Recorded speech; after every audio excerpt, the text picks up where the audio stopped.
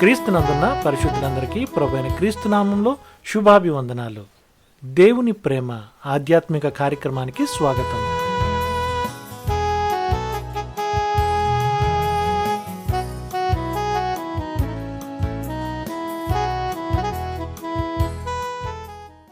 కాబట్టి సడలిన చేతులను సడలిన మోకాళ్లను బలపరచుడి, మరియు కుంటి కాలు బెణకక బాగుపడు నిమిత్తము మీ పాదములకు మార్గములను సరళము చేసుకొనుడి.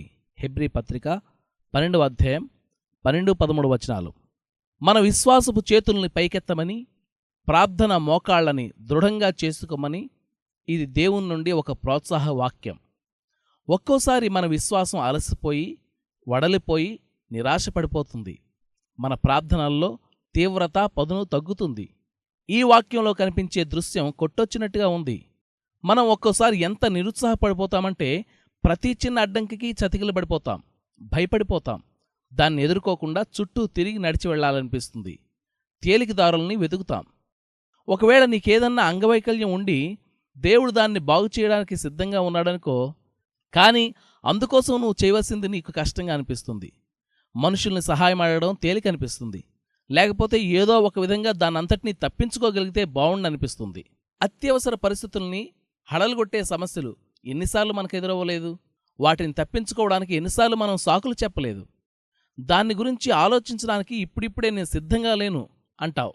అలా కాదు, ఎంతో కొంత త్యాగం చెయ్యాలి, ఎంతో కొంత లోబడాలి, ఏదో ఒక ఎరుకో పట్టణాన్ని పట్టుకోవాలి, ప్రార్థనకు ఏదో ఒక జవాబు వచ్చేదాకా కనిపెట్టాలి, ఎంతో కొంత అస్వస్థతను భరించాలి, ఎంతో కొంత నష్టపోవాలి, సహనం వహించాలి.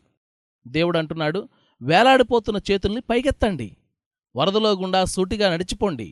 మీ కళ్ళ ఎదుటే నీళ్లు చీలి మీకు దారినిస్తాయి. ఎర్ర సముద్రం పాయలవుతుంది, యొర్దాను నది దారినిస్తుంది. దేవుడు మిమ్మల్ని విజయంలోనికి నడిపిస్తాడు. మీ కాళ్ళు దారి తప్పిపోనివ్వకండి. మీ విశ్వాసం బలపడనివ్వండి.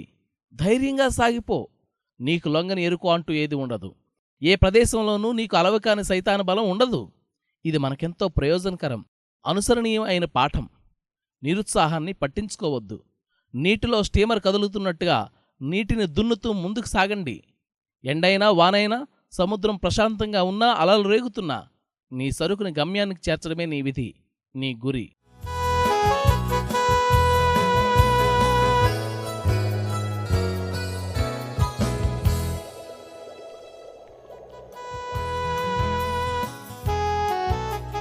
దేవుని ప్రేమ ఆధ్యాత్మిక కార్యక్రమాన్ని చివరి వరకు వీక్షించిన శ్రోతలందరికీ మా హృదయపూర్వక వందనాలు.